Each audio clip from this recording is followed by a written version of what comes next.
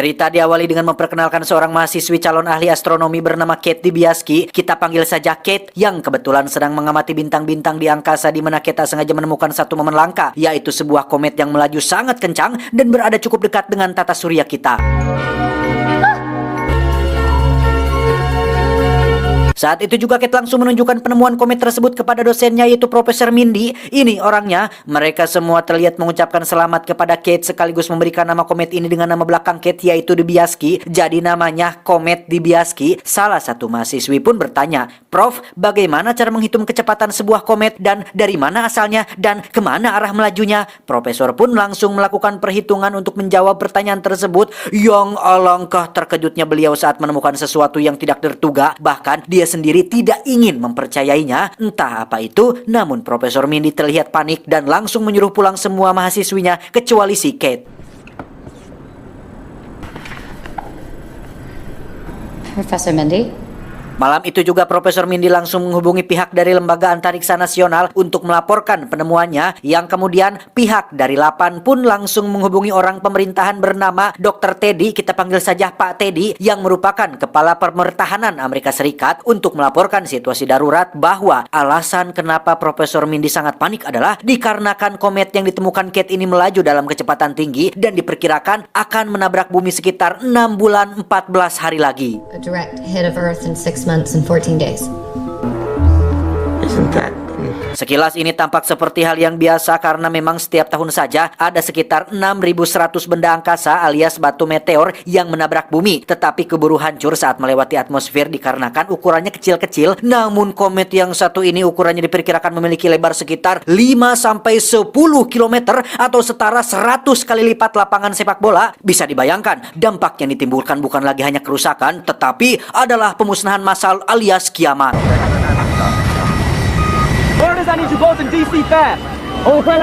Kate dan Profesor Mindy langsung dipanggil ke Washington DC untuk menemui Presiden Amerika Serikat di Gedung Putih, yang pengalaman ini cukup membuat keduanya deg-degan karena di saat yang sama mereka harus melaporkan informasi darurat ini sekaligus harus bertemu langsung dengan Presiden untuk yang pertama kalinya. Tiba di sana, Kate dan Profesor Mindy langsung disambut oleh Pak Teddy yang merupakan Kepala Pertahanan, berikut dengan seorang jenderal besar yang juga akan ikut pertemuan ini karena saking penting dan daruratnya situasi yang akan mereka hadapi. Namun setelah beberapa jam menunggu, Presiden Amerika Serikat yang kebetulan adalah perempuan pun nampaknya sedang sibuk mengurusi untuk pemilu selanjutnya, sehingga Kate dan kawan-kawan harus kembali menunggu sampai urusan Ibu Presiden selesai. Hello, Madam President. Berjam-jam menunggu, Ibu Presiden tak kunjung keluar untuk menemui mereka, yang karena perut sudah keroncongan dan memang belum sarapan sama sekali. Bapak Jenderal yang baik hati pun berinisiatif membeli beberapa camilan dan minuman yang katanya dibeli dari kantin White House dan sudah dia talangin dulu, sehingga Profesor Mindy dan Pak Teddy yang tak enak pun mengganti uang Pak Jenderal atas semua camilan-camilan tersebut. Thank you. Here's a 20. Oh, Marine at the Guard. Singkat cerita, malam pun tiba. Sajongjongan menunggu, Ibu Presiden sepertinya memang sangat sibuk sekali hari ini sehingga beliau bahkan tak sempat untuk menemui mereka sebentar. Pak Jenderal yang kebetulan ada rapat di tempat karaoke pun izin untuk pulang duluan dan memohon maaf tidak bisa menemani mereka dalam pertemuan ini. Padahal kehadiran beliau sangat-sangat penting sekali karena ini bukan hanya menyangkut segelintir orang, tetapi keselamatan seluruh makhluk hidup planet bumi, yang nampaknya bagi beliau meeting di tempat karaoke lebih penting ketimbang kiamat. Tell your daughter I said hello. Beberapa jam setelah Pak Jenderal pulang, Kate yang haus pun pergi sendirian ke dapur White House untuk membeli botol minuman, yang ketika Kate bertanya berapa harganya dan kemana dia harus bayar, orang dapur pun mengatakan bahwa semua makanan dan minuman di tempat ini gratis. Ini bukan sekolah atau tempat umum biasa, ini adalah White House, jadi semuanya benar-benar gratis. Yang sungguh betapa syoknya Kate saat menyadari betapa culamitannya met-met si Pak Jenderal. Bahkan dengan gaji dan tunjangan yang besar sebagai orang berpangkat, beliau masih saja tertarik dengan uang-uang receh yang tidak seberapa tersebut. The snacks are free. What? Tak lama, Kepala Staf White House pun memberitahu bahwa Ibu Presiden sudah terlalu lelah hari ini, sehingga mereka disuruh untuk menginap dulu di hotel. Besok baru boleh kesini lagi. Yang karena tak bisa apa-apa, mereka pun hanya bisa menurut dan harus mengikuti schedule-nya Ibu Presiden yang sangat padat sekali. Does the president know why we're here? You gotta be kidding me. Di hotel, Kate sendiri terlihat sedang menelepon kekasihnya untuk memberitahunya bahwa dia akan berada di Washington DC untuk beberapa hari, pun sama dengan Profesor Mindy yang memberitahu istri dan kedua anak pamudanya untuk bersabar karena ini menyangkut keselamatan seluruh umat manusia. Meds working out? I'm a solid 4. Singkat cerita, esok hari pun tiba. Waktu yang ditunggu-tunggu akhirnya tiba. Kate dan Profesor Mindy langsung menjelaskan tentang situasi darurat yang sedang terjadi, bahwa ada sebuah komet sebesar 100 kali lipat lapangan sepak bola akan menabrak bumi sekitar 6 bulan lagi. Dan apa tanggapan Ibu Presiden dan para stafnya? Ya, sungguh menjengkelkannya orang-orang pemerintahan ini saat mereka dengan santainya menanggapi kabar darurat tersebut dengan menyuruh mereka semua untuk tunggu dan amati. Ibu Presiden justru malah sedang mengkhawatirkan pemilu mendatang dan sedang fokus menyusun strategi untuk melawan saingannya supaya dirinya bisa tetap terpilih dan menduduki jabatan ini selama 3 periode. Timing is just, it's atrocious. They were going to leak it. In case you didn't notice, the White House just blew us off. Sementara itu kita akan diperkenalkan pada seorang pria bernama Peter Israel yang merupakan pengusaha, penemu, tokoh bisnis, sekaligus CEO dari perusahaan ponsel bernama Bosch yang saat ini tengah mendemonstrasikan fitur baru dalam ponselnya, yang ketika acara sudah selesai, Peter pun mendapat kiriman gambar komet di Biaski dari salah satu teman astronomnya. Give me the phones, they're not yours. Oh my. Kembali ke Profesor dan Kate yang terlihat berada di salah satu stasiun televisi. Mereka berdua rupanya akan membocorkan penemuan komet ini ke media supaya mendapat perhatian lebih dari pemerintah. Sebenarnya ini adalah tindakan ilegal karena Ibu Presiden sudah memperingatkan bahwa seluruh informasi dan pertemuan mereka termasuk dalam kategori classify alias rahasia. Namun karena Ibu Presiden kurang menanggapi serius masalah ini, maka mereka berdua terpaksa bertindak ekstrim supaya bencana besar ini dapat dicegah senidi mungkin. Oh, Bree, I've got something for you today.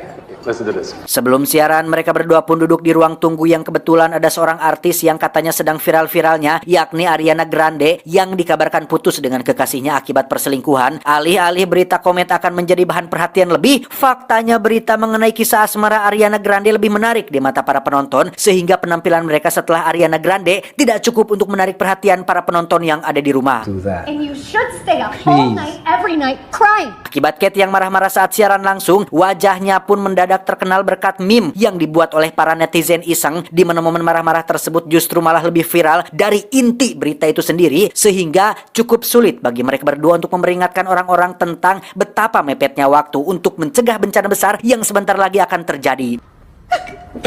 Hey, Kate. Pada akhirnya, Kate dan Profesor pun pulang ke rumah masing-masing dan melanjutkan kehidupan mereka seperti biasa dengan harus mengikhlaskan bahwa tidak ada satupun orang yang peduli terhadap kiamat, dan bahkan mungkin mereka tidak percaya dengan adanya hari pembalasan, kodo dan kodar, kehidupan setelah kematian, bahkan kematian itu sendiri, sehingga Kate dan Profesor harus ikhlas menerima fakta bahwa orang-orang terlalu sibuk dengan urusan duniawi sampai-sampai lupa dengan sesuatu yang lebih besar. The government can confiscate our liberty and our guns. Esok siangnya, Kate dan Profesor pun didatangi oleh FBI yang membawa mereka kembali ke Gedung Putih menghadap Ibu Presiden terkait berita yang sudah terlanjur viral ini, sehingga kepalang tanggung Ibu Presiden akan memanfaatkan berita kiamat ini untuk mengambil keuntungan sekaligus pencitraan agar mendapat banyak dukungan dari masyarakat. Caranya adalah dengan berpura-pura menjadi sosok pahlawan bagi umat manusia dengan mendukung penuh upaya NASA dan militer yang akan meluncurkan nuklir untuk membelokkan jalur komet tersebut. I need a hero. We're gonna need a pilot.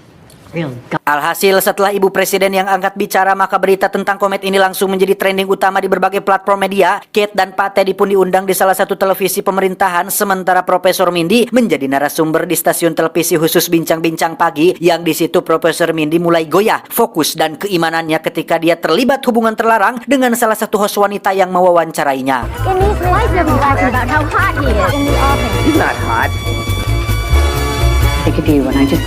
Entah apa yang ada di pikiran Profesor, di tengah situasi darurat seperti ini beliau masih saja sempat-sempatnya berbuat zina dan selingkuh dari istrinya, padahal beliau harusnya malu, sudah punya 2 anak yang sudah pamuda dan besar-besar. Tapi itulah manusia, tak peduli dengan kondisi dan situasi, jika sudah kapoekan, hawa nafsu sulit untuk ditanggulangi. All right, well, my father... 1 minggu kemudian, NASA dan militer akhirnya sudah selesai persiapan dan kini saatnya melakukan peluncuran 23 rudal yang menempel pada pesawat ulang-alik, yang menurut para ilmuwan 23 rudal tersebut cukup untuk membuat komet berbelok dari jalur seharusnya, sehingga tabrakan yang ditakutkan tidak akan pernah terjadi.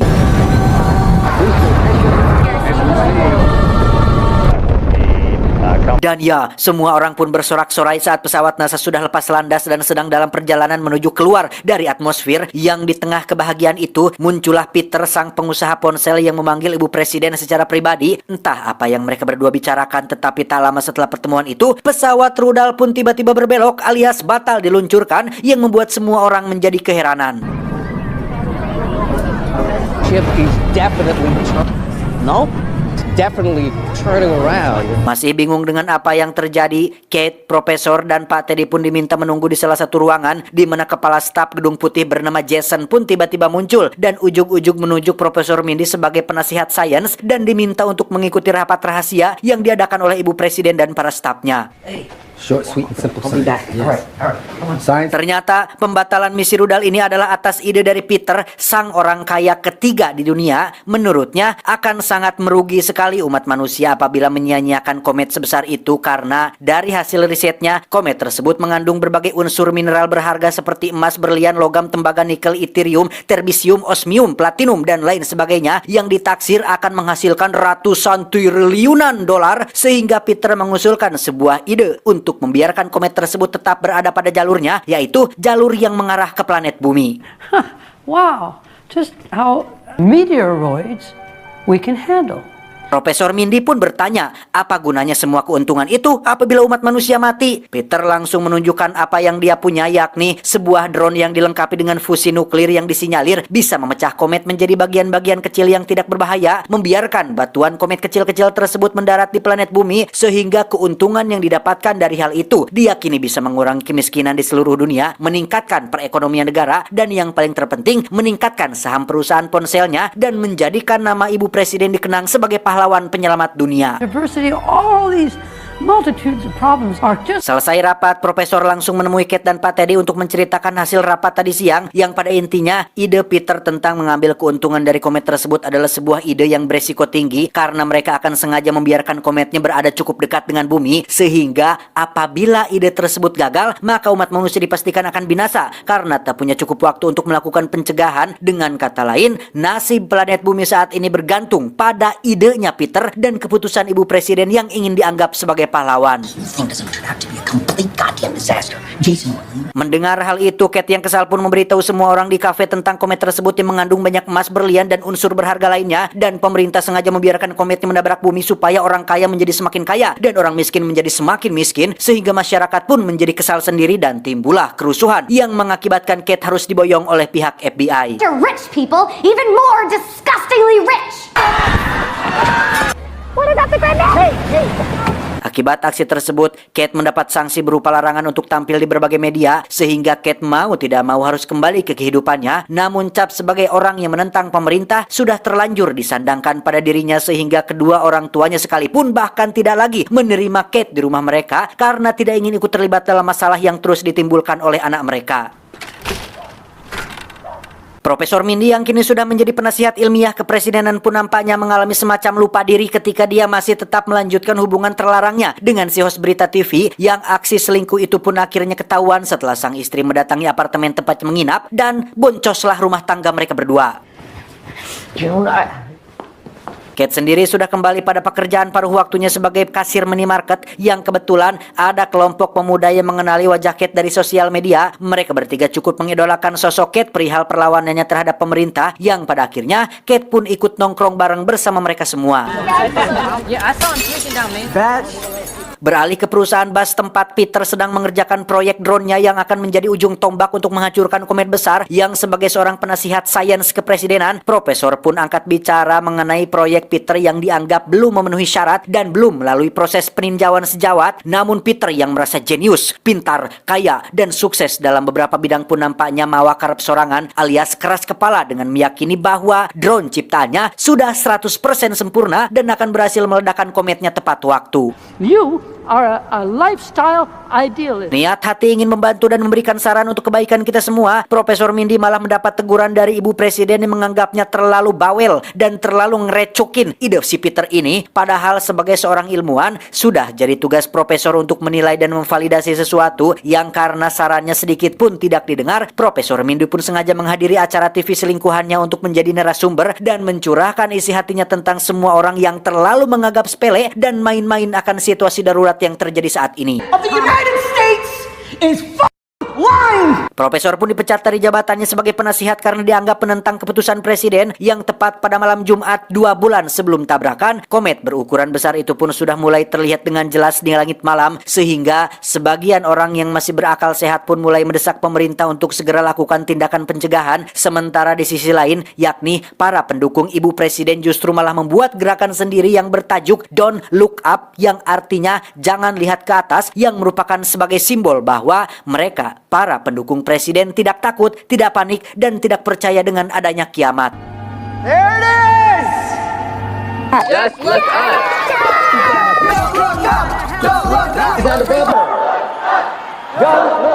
Dan Anda mungkin akan dibuat geleng-geleng kepala dan tidak akan percaya dengan apa yang mereka lakukan di minggu-minggu terakhir sebelum terjadinya tabrakan. Bukannya bertaubat, introspeksi diri, berbuat baik, atau minimal timbul rasa takut, ibu presiden justru malah semakin gencar melakukan kampanye sambil menjual jasanya yang akan menyelamatkan umat manusia. Tak hanya itu, seorang sutradara film science fiction bahkan sempat-sempatnya merilis film tentang kiamat yang diyakininya akan laku keras di pasaran. Dan yang lebih parah lagi adalah Teteh Ariana Grande justru mengadakan konser terakhirnya dengan membawakan lagu baru ciptaannya yang liriknya sendiri berkaitan tentang komet besar yang sebentar lagi akan menabrak bumi.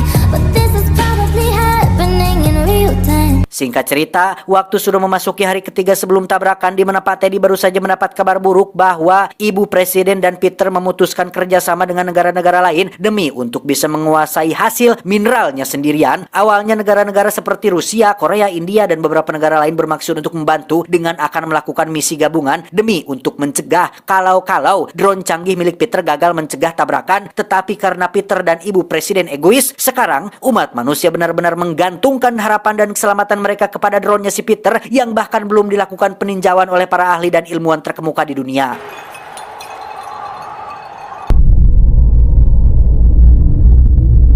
Dengan fakta bahwa tak ada lagi yang bisa mereka lakukan, Profesor pun memutuskan untuk pulang ke rumah keluarganya dengan membawa serta Kate dan pacar berondongnya. Yang sesampainya di sana, sang istri pun menerima baik si Profesor untuk kembali ke rumah ini dan memaafkan perselingkuhan yang sudah dilakukannya.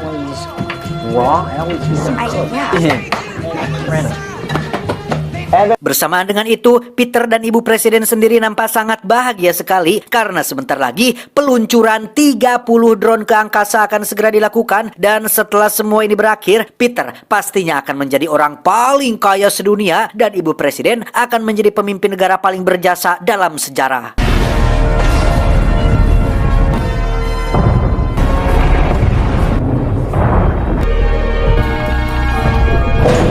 Dan ya, sebanyak 6 drone pun langsung hancur saat mendarat di permukaan komet. Namun Peter dengan santainya mengatakan masih ada 24 drone yang masih aktif dan jumlah tersebut diyakini masih cukup untuk menghancurkan komet ini sebelum benar-benar menabrak bumi.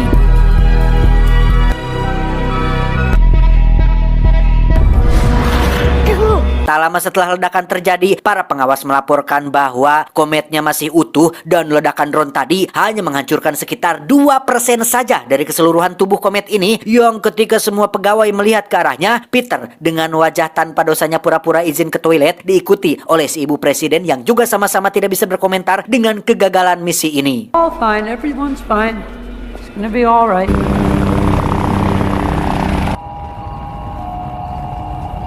Kabar tentang utuhnya komet ini langsung tersiar di televisi yang membuat semua orang di seluruh dunia menjadi panik dan timbul kerusuhan tak terkendali. Sementara ibu presiden dan Peter sendiri nampak sedang berada dalam pesawat menuju kapal penyelamat yang katanya akan bisa atau mampu membawa sekitar 2.000 orang dalam misi mencari planet bumi yang layak huni. Dan masih ada 2 kursi kosong khusus untuk Profesor Mindy dan istrinya. Tetapi Profesor nampaknya sudah capek, lelah, dan sudah bisa mengikhlaskan dengan apa yang akan terjadi. Tidak ingin lagi dipusingkan dengan hal-hal yang hanya mementingkan diri sendiri, sehingga beliau lebih memilih untuk tetap berada di rumah menyelesaikan makan malamnya dengan keluarga dan para sahabatnya.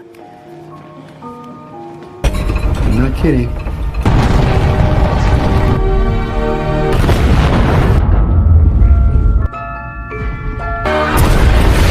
Dan ya, dampak dari tabrakan ini pun sangat-sangat parah tapi tidak sampai menimbulkan apa yang dinamakan kiamat. Namun sebanyak 99% populasi manusia di dunia pun binasa dan 1% sisanya kebetulan tinggal di daerah Jawa Barat Indonesia, termasuk saya pribadi yang masih hidup dan masih bisa recording sampai hari ini. Sementara untuk kapal penyelamat yang membawa Peter dan Ibu Presiden terlihat sudah berangkat menuju misi pencarian planet baru dan akan tidur selama ratusan tahun dalam kotak kriogenik sampai planet yang layak huni berhasil ditemukan.